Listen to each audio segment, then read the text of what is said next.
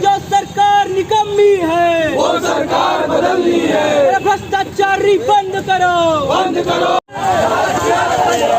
अभी तुझे लड़ाई है,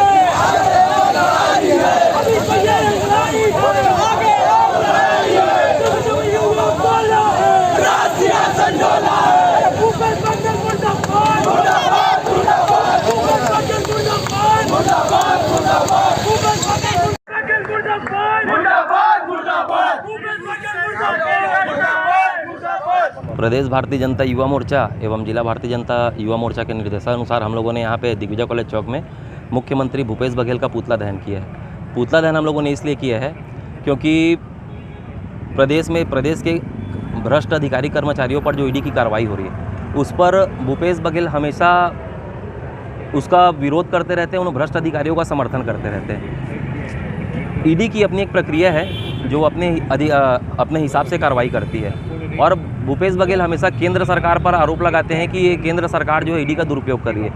तो केंद्र सरकार तो दुरुपयोग नहीं कर रही है, लेकिन राज्य सरकार जरूर दुरुपयोग कर रही है कि अधिकारी कर्मचारी से लेकर कलेक्टर तक के अधिकारियों को इन्होंने कलेक्टिंग एजेंट बनाकर रखा हुआ है कि यहाँ छत्तीसगढ़ की जनता के पैसे को, उस पैसे का दुरुपयोग करके वो कांग्रेस पार्टी को भेज रही है, दूसरे राज्यों में भेज रही है और छत्तीसगढ़ के जनता का नुकसान कर रही है।